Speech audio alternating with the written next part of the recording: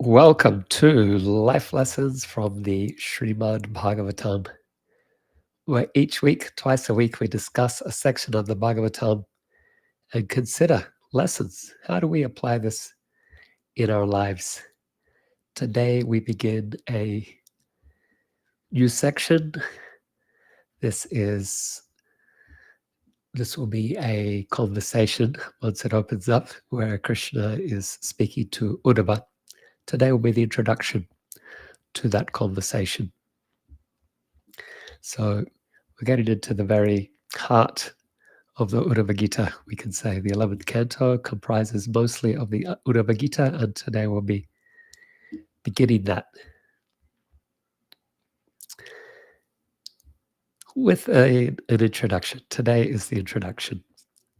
So as we arrive, I will just chant some verses of praise of the Srimad Bhagavatam to get us in the right mood and attitude.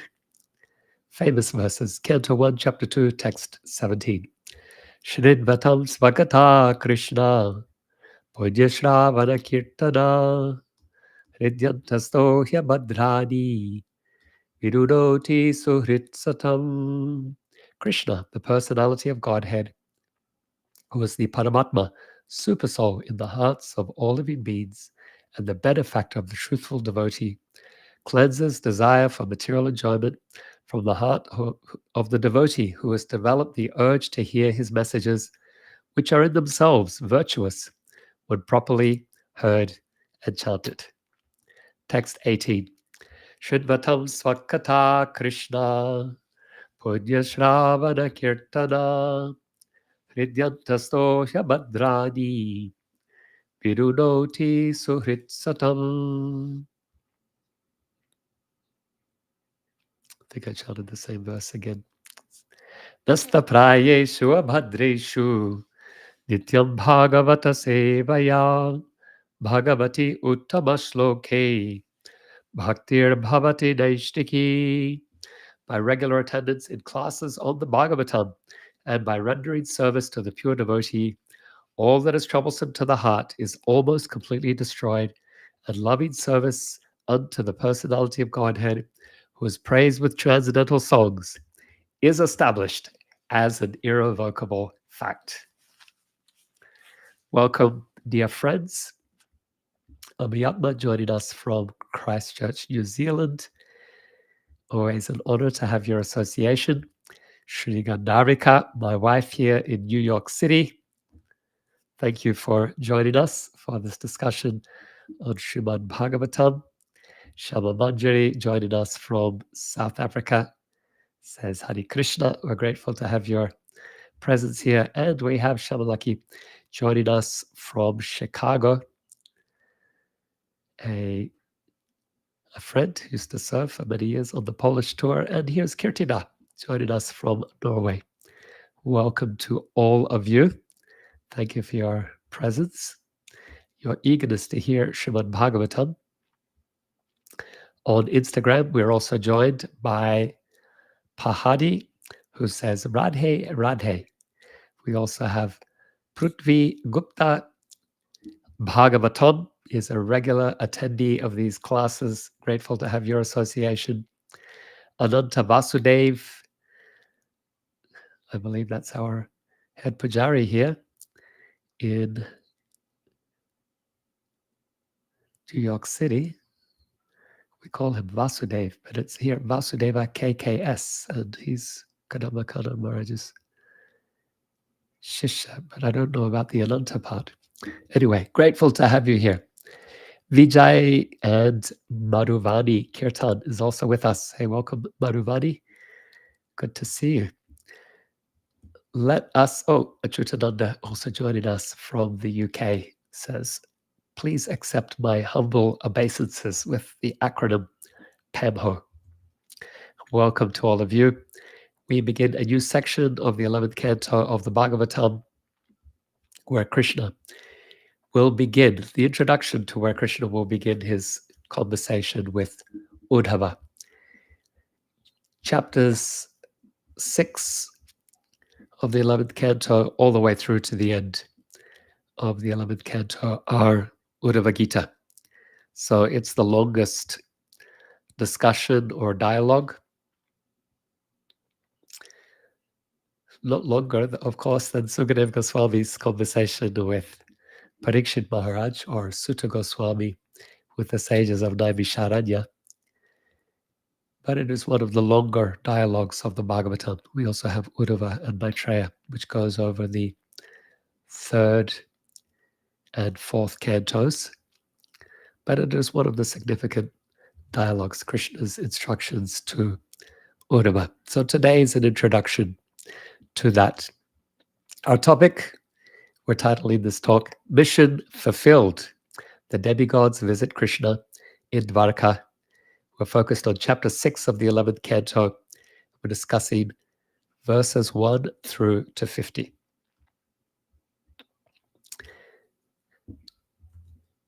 Every year when Indrajuna Maharaj organizes the Polish festival tour or the parikrama in Vrindavan that I'll be leaving for next week, he begins with a welcome, an istagosti with all the devotees, telling them what lays ahead, giving them a framing so that they can be in the right consciousness and attitude, what to expect, what they will encounter, how to be prepared for any challenges or obstacles.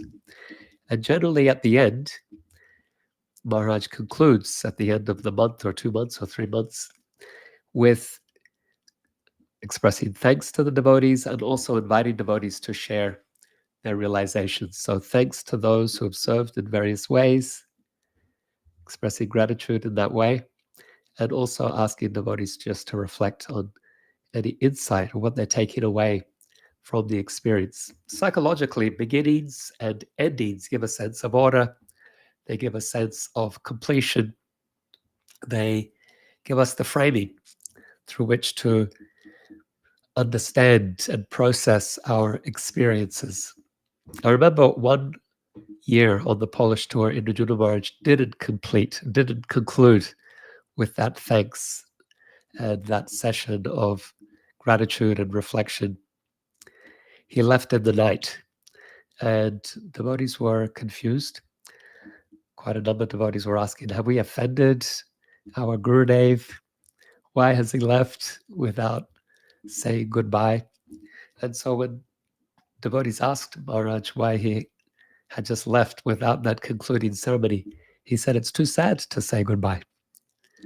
And so there are some other elements to the story, but let me say that the tradition that is in place today is one of continuing to have these sessions of say goodbye because it is important to do so. So today we will be discussing one of the pastimes that leads to the conclusion of Krishna's pastimes on earth. And Sukadeva Goswami hasn't done this at the end of the 10th canto, chapter 90. He doesn't conclude there because it's difficult to say goodbye. He leaves it for the 11th canto. And of course, he has a lot more to share, Sukadeva Goswami. He wants to tell us about this incredible conversation between Krishna and Uddhava. So we get part of the story of Krishna's goodbye, the book ending, here in chapter 6, and then the rest of it we're going to get at the conclusion of their conversation at the end of the 11th canto. And you kind of have to put it together yourself to look at I guess it's a book ending for the 11th canto, how Krishna is leading up to the conclusion of his pastimes in chapter 6, and then at the end of the 11th canto, he finishes his conversation with Uddhava, and it is time for him to wind up his pastimes as well. So that is what we will be discussing here in chapter 6, verses 1 through to 50. Om Namo Bhagavate Vasudevaya. Om Namo Bhagavate Vasudevaya. Om Namo Bhagavate Vasudevaya. We will discuss this chapter under 3 headings. 1, the demigods visit Krishna in Dvaraka and offer prayers. verses 1 through to 28. Our second section, Krishna's response to the demigods, verses 29 to 39. And then the last section, Uddhava's insight and request, verses 40 to 50. Let's begin with the demigods' visit to Krishna. The demigods were very eager, Sukadeva Goswami tells us, to see Krishna in his earthly pastimes in a human-like form, this form that enchants all the worlds. And so they came in a delegation led by Brahma, along with Shiva and Indra, and so many other demigods. They included the Gandharvas and Apsaras and Pitris and Vidyadharas, and there were Nagas and Rishis there as well. They arrived at the city of Dvaraka. They saw it to be resplendent and rich with great opulence. They beheld with their unsatiated eyes Krishna's wonderful form. Unsatiated means that their eyes could not drink enough. They couldn't get enough of what they were seeing in the beauty that was before them in Krishna's form. They brought garlands with them. These were made of very special flowers from the Nandan gardens in heaven. So in Indra's heaven, he has a very special garden. We read about it in the 10th canto that when Krishna went there with Satyabhama to return the earrings of Aditi that Narakasura had stolen, to return the earrings and Indra's umbrella or Varuna's umbrella, when they went through the garden and Satyabhama smelled the parijata flower, she became very enchanted. She wanted to have the tree, and so Krishna got it for her. He uprooted the tree and started to take it away. Indra wasn't too impressed. He, in fact, fought with Krishna over the parijata tree. Krishna, of course, defeated Indra. So very special garden, very special flowers, and the demigods had brought with them garlands made from the flowers of that garden. And they glorify Krishna. They say, Krishna, you are unconquerable.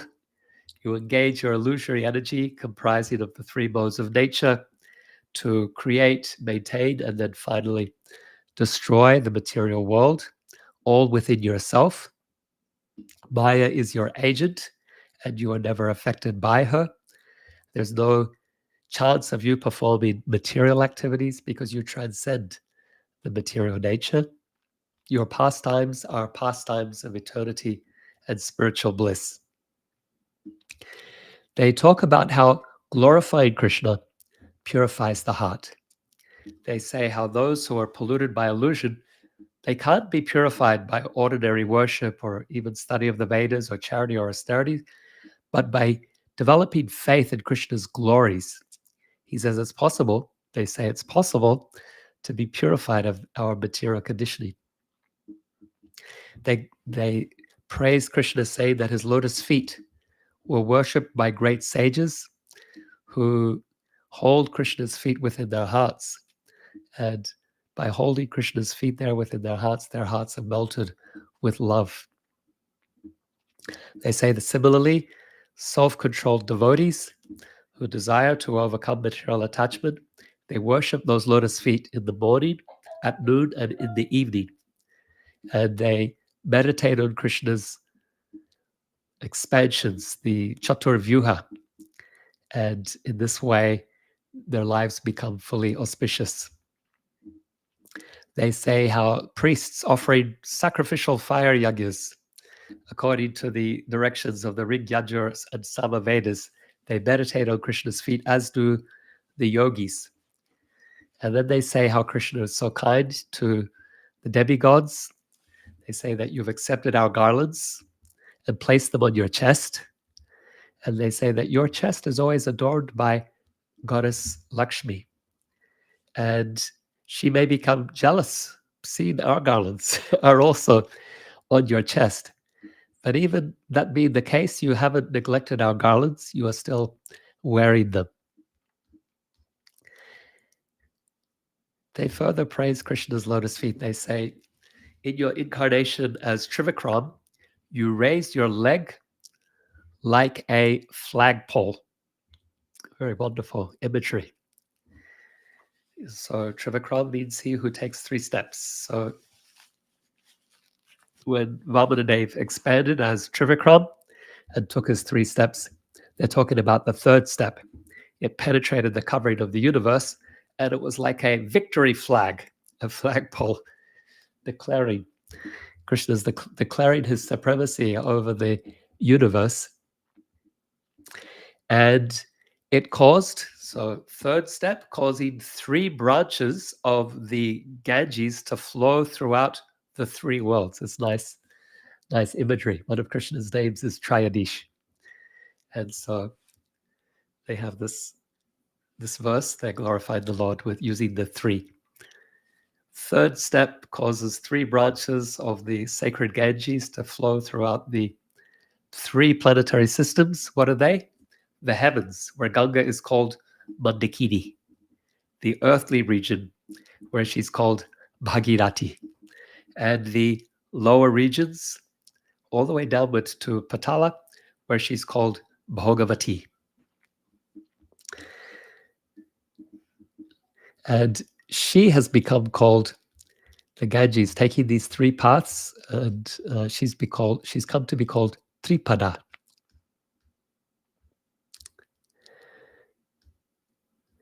They glorify Krishna's Dvaraka pastimes. They say, you are living here in Dvaraka with 16,000 exquisitely beautiful princesses or queens, aristocratic wives, with their irresistible and smiling glances and their lovely arching eyebrows. They send you messages of love and affection, but they're unable to disturb your mind and senses because you are fully transcendental. Next, the demigods, they offer this beautiful prayer describing 2 rivers. So we had three steps and now 2 rivers. One river, they say, is the river of Harikatha, discussions that glorify you. Another river is the holy Ganges, that is pure because it has washed your lotus feet. It says both of these rivers can destroy the contamination of the 3 worlds. So those who strive for purification, they should associate with these 2 rivers, the river of your holy name or your glories, hearing about your glories with the ears, and they should associate with the holy rivers flowing from your feet, the Ganga, by taking a sacred bath. That's a nice verse to remember when you're doing parikrama.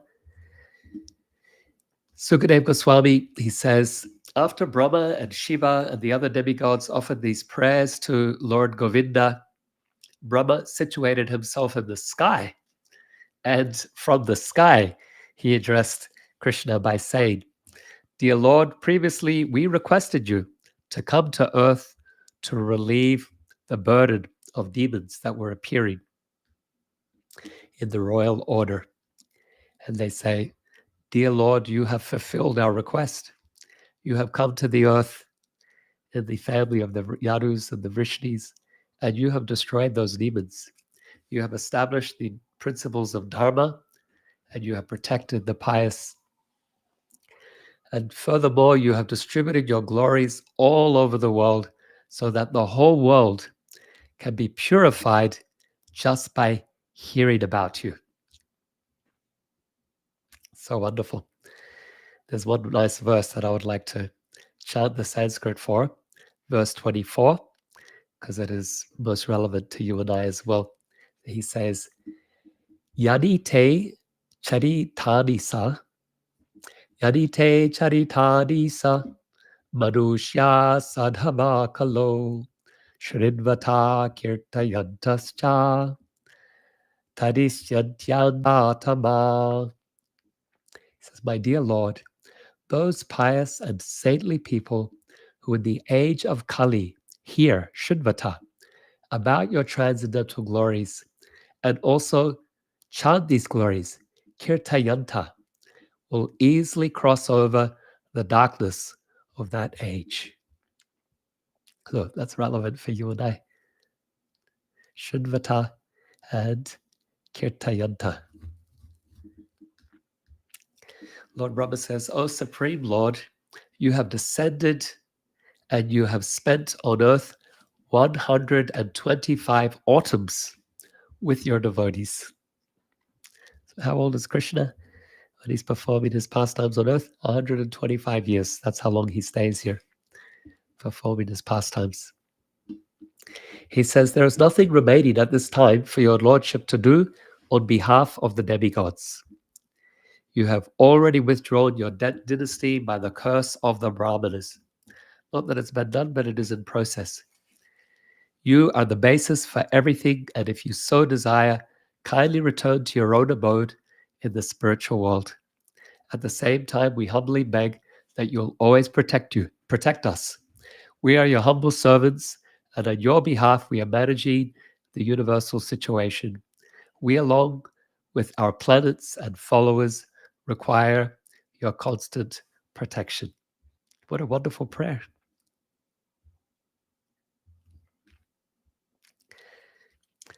So we could pause here and reflect. We see the Lord Brahma and the demigods acknowledging that Krishna, in his supreme compassion, has descended to this world at their request to alleviate the burdens that were placed upon the earth by demoniac rulers. And now, having witnessed his transcendental pastimes and the restoration of Dharma, they come before Krishna to express their gratitude and to acknowledge that he's kept his promise and his mission has been fulfilled. This moment also offers a reminder of Krishna's unlimited love and compassion and his readiness to respond to our prayers.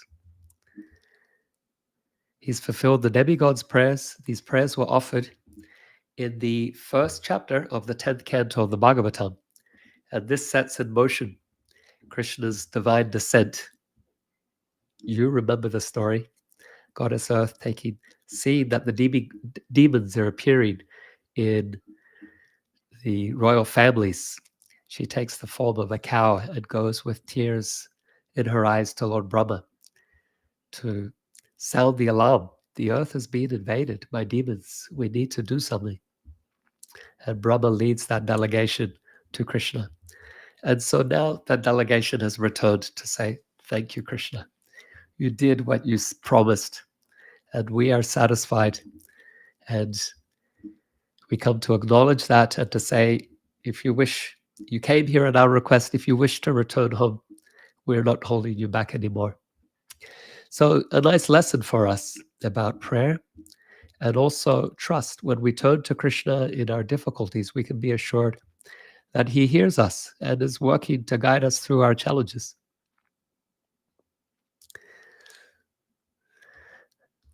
There's a nice parallel here in this, what we're reading, with Chaitanya Mahaprabhu's Leela as well. So very famously, in the Adi Leela, Advaita Charya, he sees suffering humanity and he goes to the bank of the Ganges. He worships Tulsi, he worships Shalagram with Ganges water and Tulsi, and he prays for Krishna to appear to deliver the people of this age.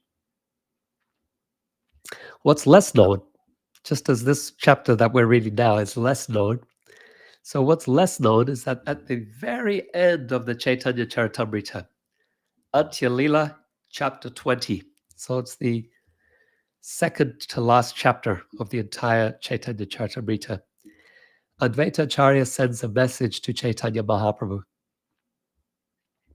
It's a subtle message. And he says, what does he say?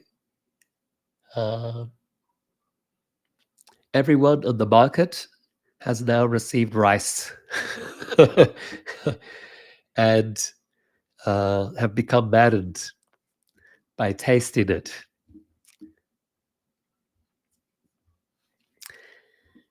Some very cryptic message.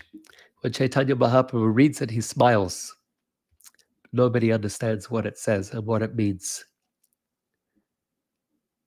And so they asked Lord Chaitanya, what does Advaita Acharya say? What is he talking about rice in the market? And he says, Advaita Acharya, he doesn't respond directly. He also responds cryptically. He says, Advaita Acharya is a great pujari, we could say. So pujari welcomes the deity, and then at the end of the puja, sends the deity back. Like if you do a yajna, a fire sacrifice also, we invite the deity, we install the deity into the fire, and at the conclusion of the yajna, we uninstall the deity from the fire. So Chaitanya Mahaprabhu says, he just says, Advaita Acharya is a great pujari. He installs the deity and uninstalls the deity. And so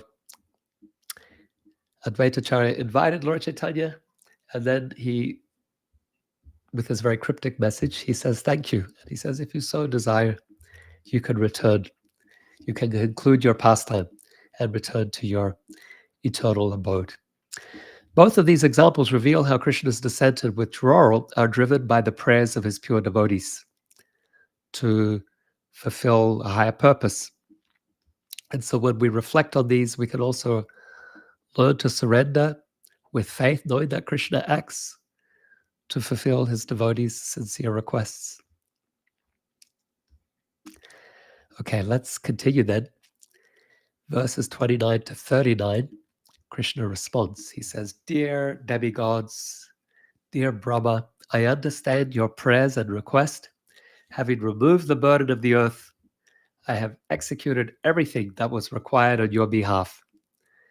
The very Yadu dynasty in which I appeared became greatly magnified in opulence, especially in their physical strength and courage, to the extent that they threatened to devour the entire world. Therefore, I have stopped them just to hold back the shore, just as the shore holds back the great ocean. If I were to leave this world without withdrawing the proud Yadus, the whole world could be destroyed by the deluge of their unlimited expansion. Due to the curse of the Brahmanas, the annihilation of my family has already begun. O sinless Brahma, when this is finished, I will return to Vaikuntha, and on the way, I will pay a small visit to your abode. So that's very sweet. I'll be returning to Vaikuntha. I'll be passing through the higher planetary systems. So I'll stop by Brahmaloka or Satyaloka as well. Sukadeva Goswami tells us that after being addressed by Krishna in this way, Brahma fell down to offer obeisances at Krishna's lotus feet. And with all the demigods, the great Brahma then returned to his own abode.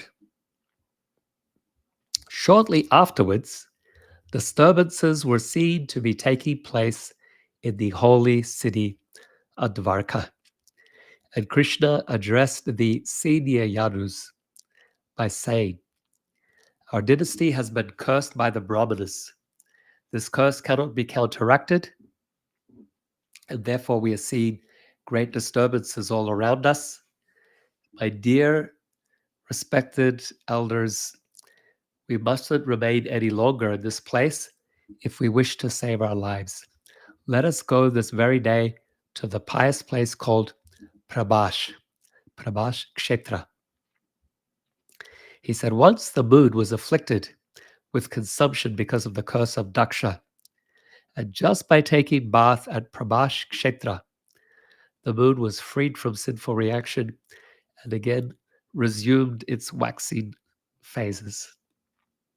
By bathing at Prabhash Kshetra, by offering sacrifice there to placate the forefathers and demigods, by feeding brahmanas with foodstuffs, by giving gifts to them in charity, we will cross over the dangers that await us because of this curse.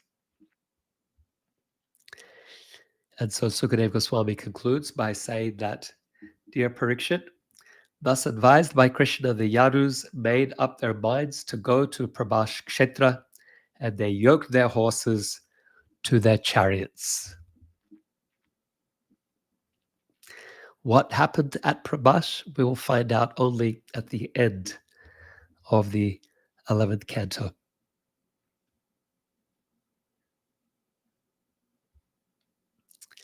We can be a little saddened by this, what Krishna is saying, that he's going to be withdrawing the Yadus from the earth.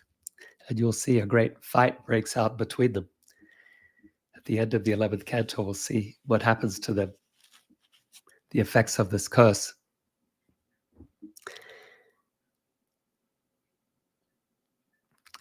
Krishna has come with a particular purpose. He's come to alleviate the burden of the earth.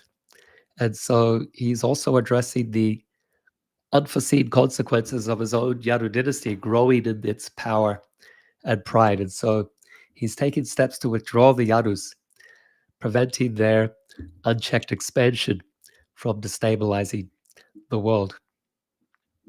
And so we can reflect on this. Krishna not only removes evil, but he also ensures that those who are aligned with him, like the Yadus, don't overstep their role in the cosmic balance or order.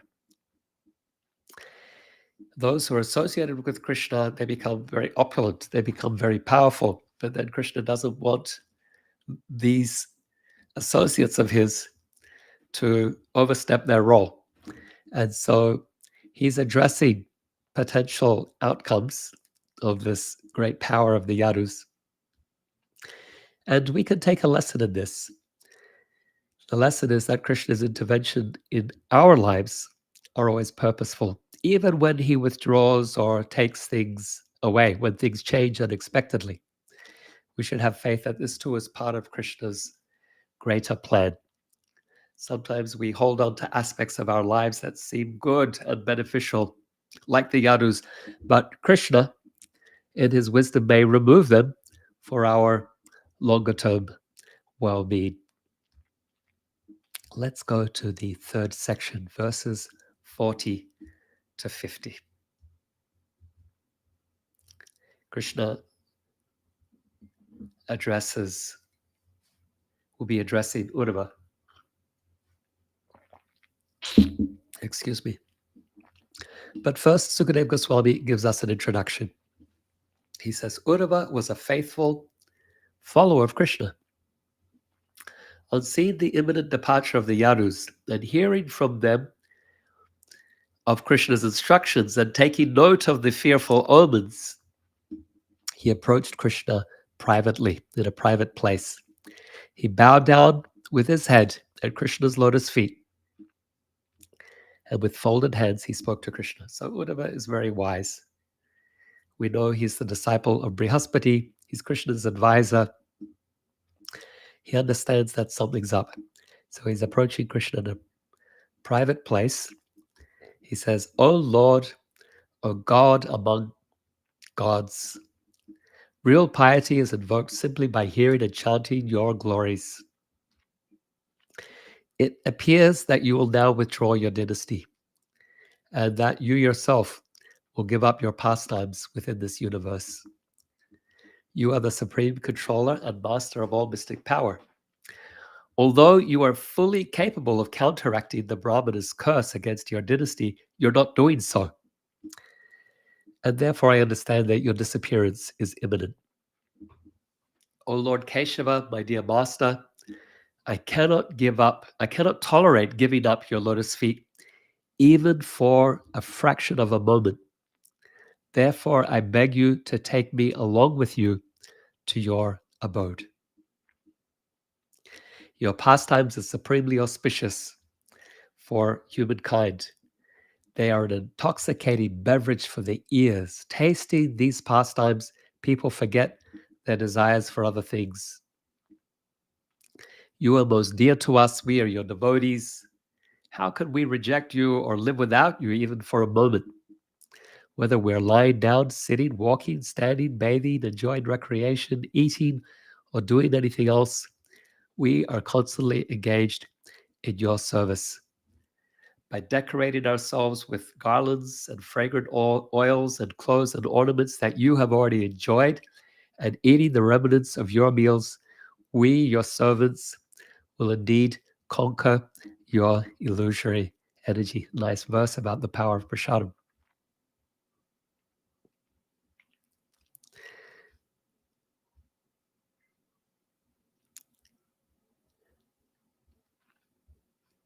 So he further glorifies Krishna's glory, the power of remembering. He says, thus we are always remembering and glorifying the wonderful things you do and the wonderful things you say. We ecstatically recall your pastimes with your devotees and how broadly you smile and move about while engaged in such wonderful pastimes. Dear Lord, your loving pastimes are bewilderingly similar to the activities of ordinary people in the material world. Sukadev Goswami concludes, O Parikshit, thus addressed by the Supreme Personality of Godhead, Krishna, the son of Devaki, began to reply confidentially to his dear, unalloyed servant Uddhava by speaking what we will discuss as the Uddhava Gita. So from chapter 6 onwards, we'll be discussing the Uddhava Gita, a wonderful section of the Srimad Bhagavatam. This will be 25 chapters. So from 6 to 31 is Uddhava Gita, Krishna's detailed instructions on yoga and jnana, the material nature, and most importantly, on bhakti. We see in Uddhava's prayers to Krishna how attached he is, how devoted he is, and his anguish at the thought of being separated from Krishna as Krishna is preparing to depart from this world. He's requesting Krishna, take me with you. But Krishna has another purpose for Uddhava. He has another mission. His mission is to receive the Uddhava Gita. And later at the end of Canto 11, he will instruct Uddhava to carry these teachings to the sages living at Badrikashram. And so Uddhava is not able to go with Krishna, at least not immediately. And so there's a lesson for you and I. We may long for Krishna's direct presence. That may be in our heart, but sometimes service will take us somewhere else. Uddhava's love for Krishna, or maybe we want to be directly in the presence of our Guru, but then service may take us somewhere else.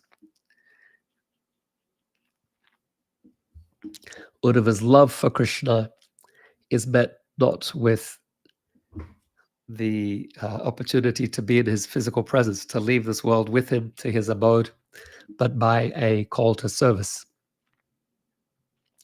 And so we have this instruction, Vapu and Vani, the physical association of the Lord or his dear devotee is very important.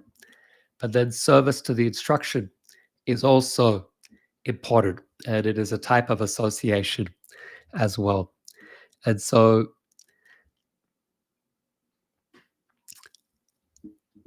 Uddhava, he's someone who has the experience of Krishna's direct presence. For us, maybe we don't have that choice. So I want to just be with Krishna. But maybe it comes to us in the form that, let's say, stayed in the Dham all the time. And our spiritual master might say, well, that's nice, but you have a mission to preach as well, to serve the instruction of the Lord. And so service to Vapu and service to Vani. Like Prabhupada, he was living in Vrindavan Dham, but then he had an instruction from his Guru Maharaj, Bhaktisiddhanta Saraswati, to preach in the West. And so Pastat Jade Shatarine, Prabhupada came to the West to teach Gaura Vani Pracharine, to serve the Vani of Sri Chaitanya Mahaprabhu, and to serve the Vani of his Guru Maharaj, the instruction of his Guru Maharaj. For you and I, it might be a different situation. Maybe we don't have Krishna's direct presence or the opportunity or even taste for living in Sri Vrindavan Dham, but we can apply this in another way, that serving the Vani is our way to develop that taste or to develop that qualification. So there are different ways of understanding this. Prabhupada also revealed very confidentially to a disciple, he said, when Krishna told me to come to the material world, I was not very eager. But I came. Krishna told me to come here to preach, and so I've done so. So Uddhava, he wants to be with Krishna, but he's been sent. He will be sent to preach. Prabhupada was with Krishna. He was sent to preach. He was in Vrindavan, but he followed his Guru Maharaj to go to preach, to serve the body.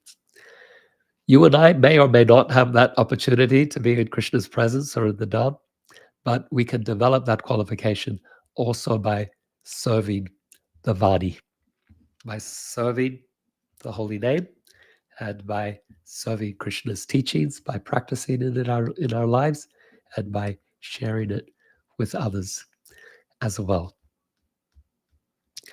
Let's conclude with a prayer where we also summarize some key lessons from our discussion today. Beloved Krishna, compassionate Lord of all worlds, you descended to lift the burdens of this earth, responding to the prayers of the demigods with your boundless grace. In your divine wisdom, you fulfilled their call, restoring Dharma.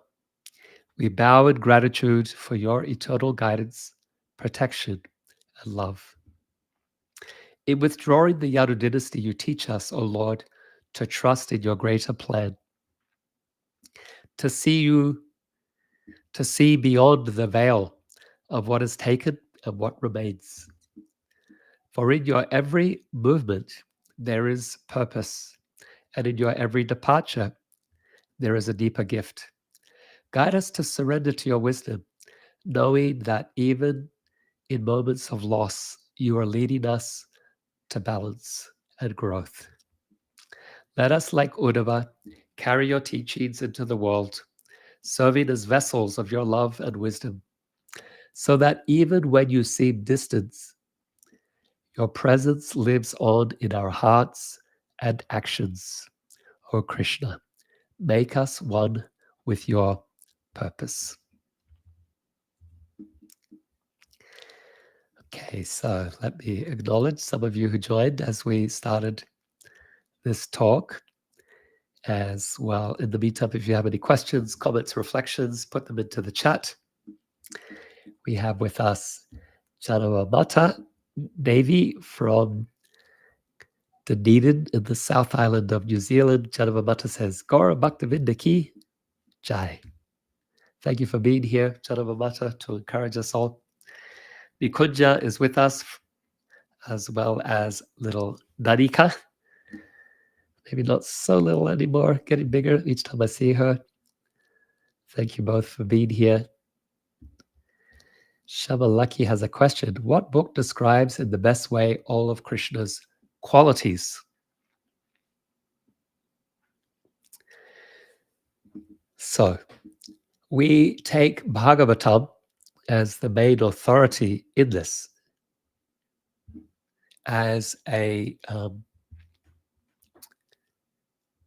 Vedic Praman or a Shastric Praman, yep.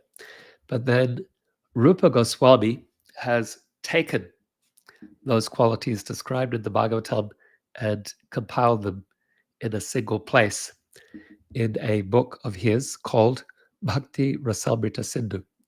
Prabhupada has given us the Bhakti Rasamrita Sindhu as the nectar of devotion. So that's the best place. You read the nectar of devotion, you'll find wonderful descriptions of Krishna's qualities. He composes them as a list of 60 qualities. That's even some jivas possess after Brahma. Then an additional, 50 that the jivas possess. in a small way. Krishna possesses them unlimitedly. And then another 5 that, that are possessed by Shiva as well. And then on top of that, another 5 that are possessed by Narayan. And then an additional 4 that are unique to Krishna. So 50, 55, 60, and 4. It's not the only list. So then in that, Rupa Goswami is giving us a list of Krishna's 64 qualities. But he also he quotes verses from the Bhagavatam, which describe Krishna's different qualities as well. So other lists are there in the Bhakti Rasamrita Sindhu. Prabhupada has given us Bhakti Rasamrita Sindhu as a summary study.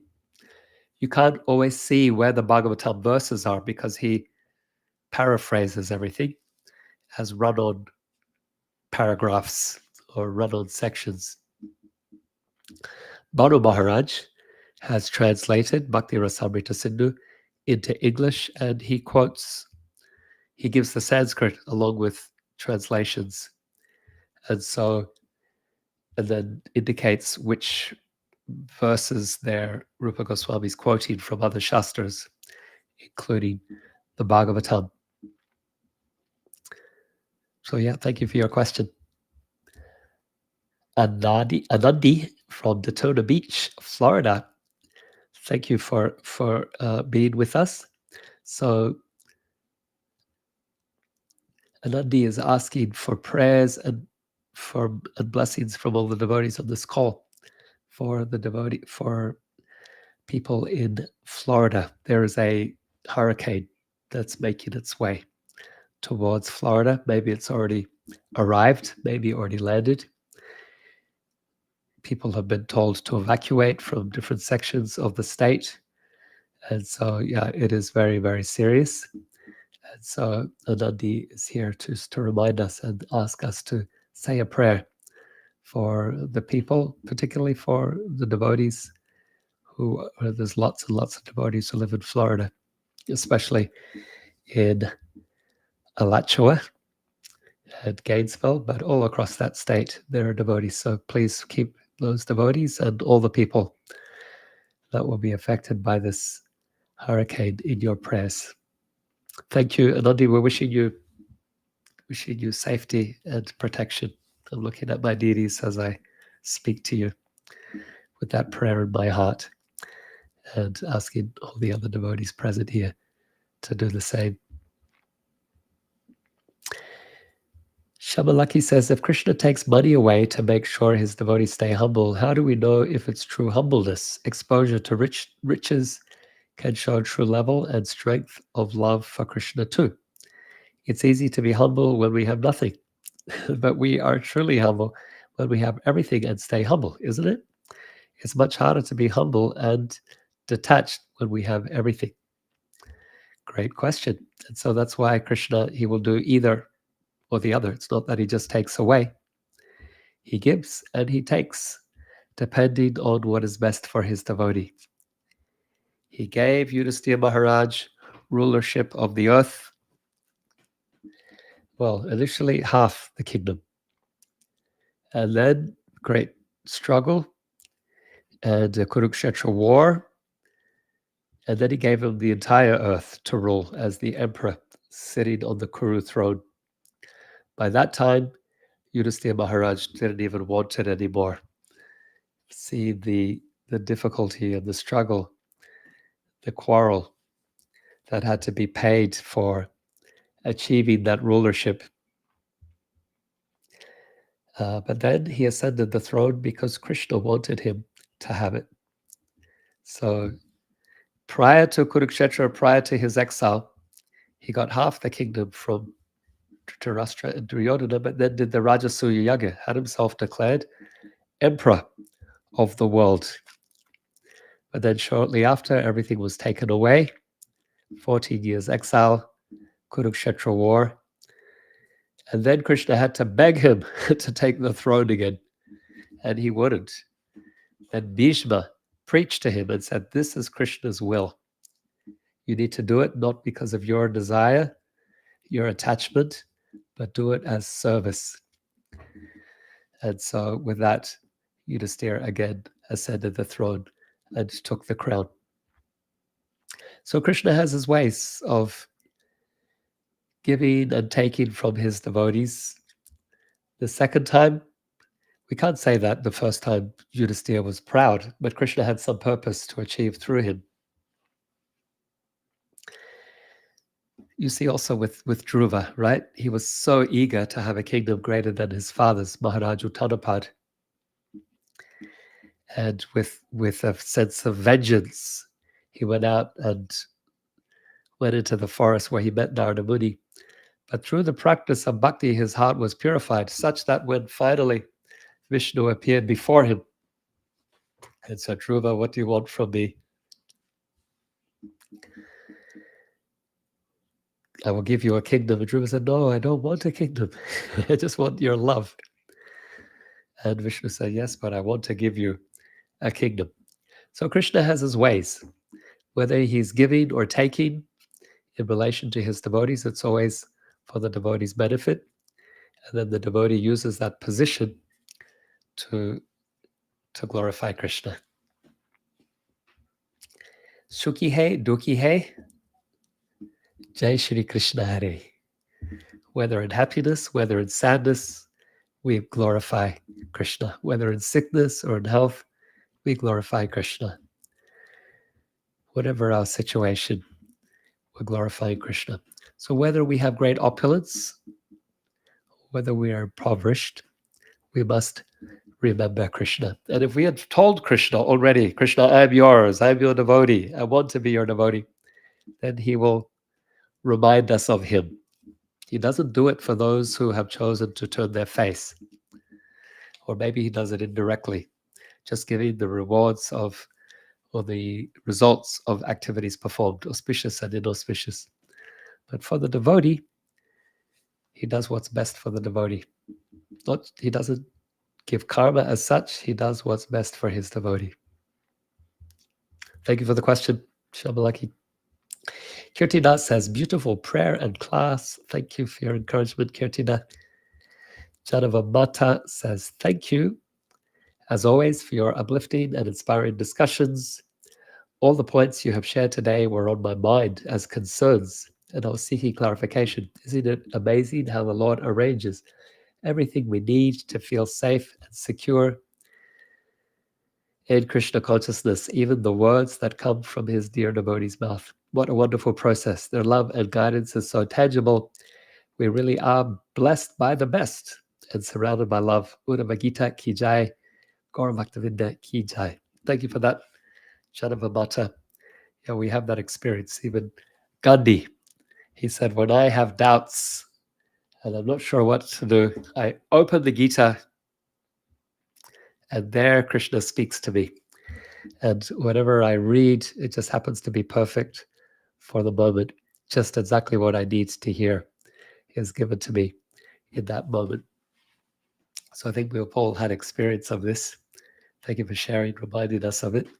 Janava Mata, how we have a particular question or doubt or inquiry, and then Krishna arranges. Either we pick up a book and there's the answer, or it comes up, we sit down for a class and the devotee speaks and it's directly to our question.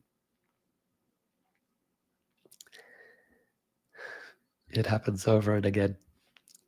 I have a nice story where a godbrother of mine in Poland, I'm not going to name names, he came to the south of Poland where I had an ashram in Katowice. And during the kirtan, following Indra Maharaj, I was inspired to enact the Jagai Madai pastime. So in the mood of Lord Chaitanya, I started speaking, sending Nityananda and Haridas to go and preach in Navadvip. And then I addressed someone as Nityananda, someone as Advaita, and then I pointed out Jagai and Madai. And I pointed to this godbrother, just he happened to be there. He ended up being Jagai, the other Madai. And so this play was enacted. And in the process, Jagai came and surrendered to Lord Chaitanya, apologized for hitting Nityananda. And in the play, I said to him, so tell me, what are the 4 principles? He said them, which is not in the script. And I said, and do you promise to chant the Mahamantra 16 rounds a day? And he said, yes. Still in the role, but it's not really part of the script, but that was what we were inspired to say. Afterwards, he came to me and said, I came here from somewhere else in Poland to give you the beads that our Guru Maharaj gave me at initiation, to say that I can't follow the vows I made, and that I was giving up and handing the beads to you as a senior godbrother. He said, but today you made me publicly take the vows again. He said, I wasn't following it. I just thought it would be more honest to come and hand the beads over and just say to Krishna and to Guru through that I can't do it. He says, but somehow publicly you made me reaffirm my vows to our Guru Maharaj, so I'm going to go back and try again. How did it happen? It's Krishna. Krishna arranges these things for us in devotional service. So thank you, Janama Mata, for that. And we have experience as preachers. We'll be sitting with someone and words will come and they'll say, that's exactly what I needed to hear. How is it said? Krishna arranges. Shamalaki says, thank you, Prabhu. It's great to meditate on those qualities. Absolutely. And as you will know, Gurudev's speaking on them right now, Krishna's qualities. So in the science of bhakti, Rupa Goswami explains how prema is awakened because of 2 triggers. There are 2 triggers that awaken ecstatic love in the hearts of the devotee.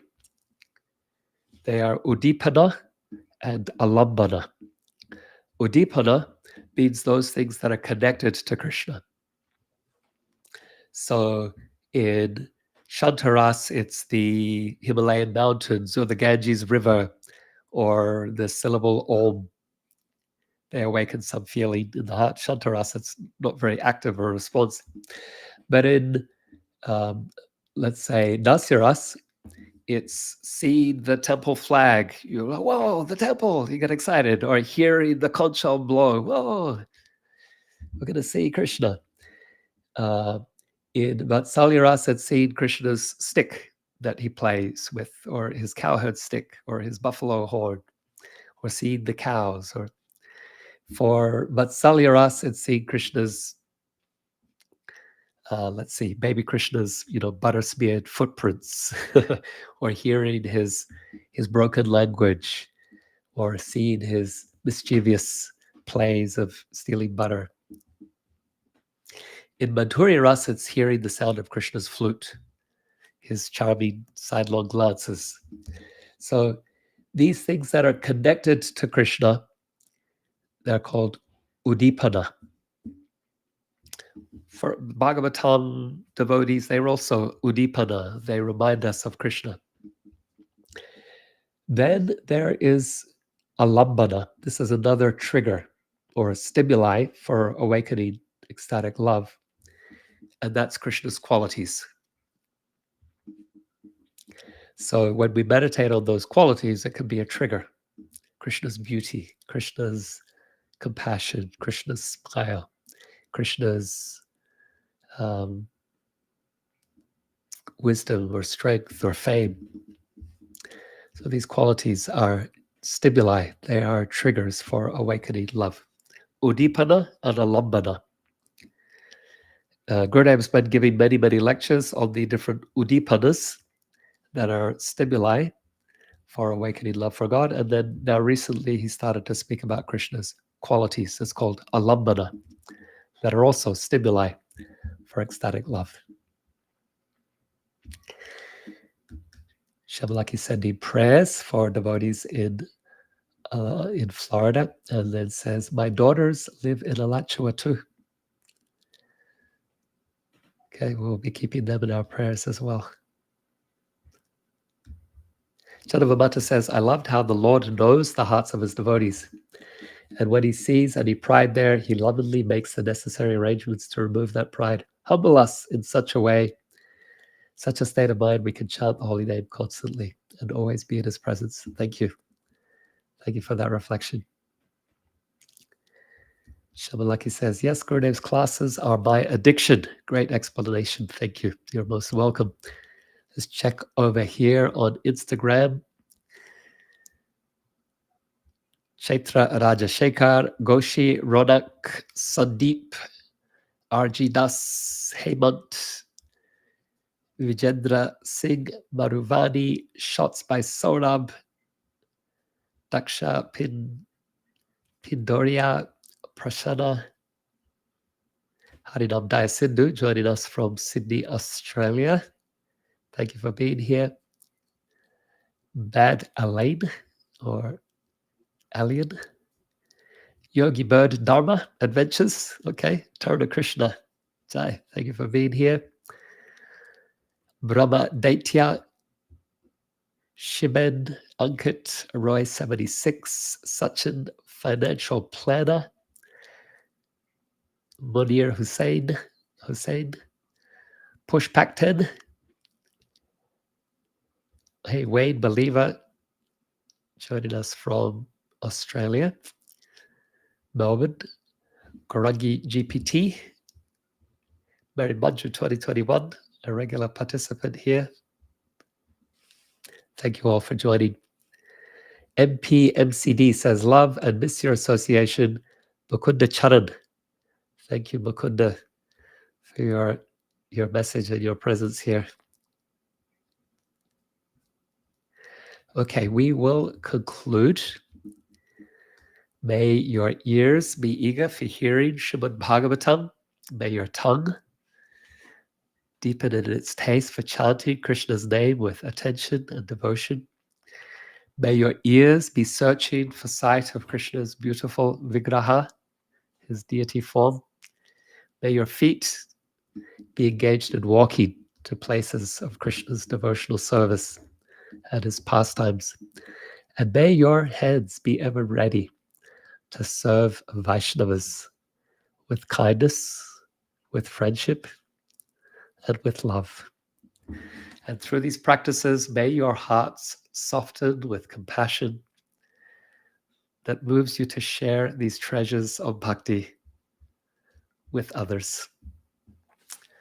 Grantaraj Srimad Bhagavatam ki jai, Srila Prabhupada ki jai, Samaveta Bhaktivinoda ki jai, Nitai Gaura Premanandi.